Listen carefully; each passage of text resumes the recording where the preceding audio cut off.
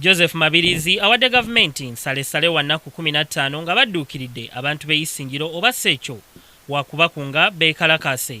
Mabirizi y'omu ku bantu 8 abeesimbawo okuvuganya ku bukulembeze bw'eggwanga nga yagira mu kabonda akayitibwa The Independent Coalition. Mabirizi okutuuka okuwa gavumenti nsalesale ono kidiridde abantu b'Isingiro okulumbibwa ekyeyanga n'amaka mangi tegafuna kyakulya, kyokka ate nga gavumenti esaasaanya ensimbi mu bintu ebirala ebitalina mugaso gw'amaanyi ng'okudduukirira abagagga ababeera bagudde mu buzibu.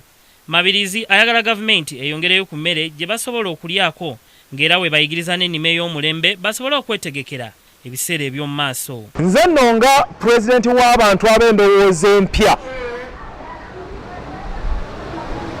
njagadoga nti bwe wataba kikolebwa mweteeketeeke wabula mbale wabeera okulayira kwa pulezidenti omulala ow'eggwanga Uganda. Kolola anaatera okuddamu okuwuuma nate nga pulezidenti omupya alayira. Mabirizi abadde akulembeddemu akabondo ka The Independent Coalition ategeezezza nti gavumenti erina okuteeka ensimbi okuyigiriza abantu okwetegekerawo ebyagi n'enkola ey'okufukirira ebirime ey'omulembe so si bidomola nga Pulezidenti Museveni bwe yali eruweero. Nti gavumenti ewe obulimi okubeera first priority, ebwongeremu ssente abantu bayigirizibwe okulima emmere ey'okulya, emmere ey'okutunda n'emmere ey'okutereka. Ku Lwokubiri wa wiiki ejjase nga waba tewali kikoleddwawo, ngenda okutalaaga okusookera ddala mu disitulikiti eya Isingiro. Abantu bano bawa ssente zaabwe emisolo ku buli kintu kyonna.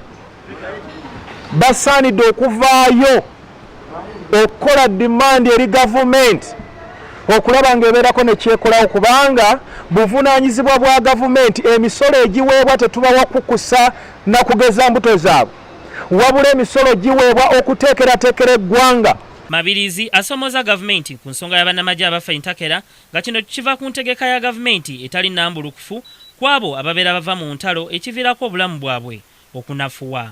Ku nsonga y'okuggala ssettendekero w'e Makerere, Mabirizi ayagala abazadde nabo bafungize bateeke gavumenti ku nninga ebawe embalirira ya ssente zaabwe ze basasula ng'ate abaana baabwe tebasoma olw'obwegugungo obutagwawo ku ssettendekero ono. Gavumenti emabegaawo yatuwa obukakafu n'ekozesa ekigambo nti security eggulugulu. Kati ate otugamba otya nti Makerere akatundu akatono ennyo okaggalawo olw'ebyokwerinda. Ekyo nno kitegeeza nti waliwo ebintu ebikwekeddwa mu kuggalawo Makerere era ekitulowoozesa nti nga institution baagala gittira ddala nayo.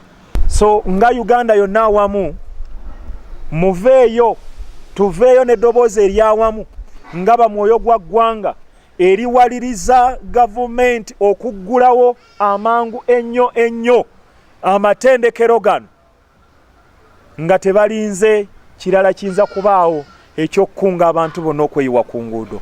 Mabirizi okunnyonnyola ensonga zino ez'enjawulo eziri mu ggwanga abadde asisinkanye bannamawulire wano mu Kampala. Ssenyonga Beka Mulinde, Kingdom TV, amalindirire. Ssenyonga Beka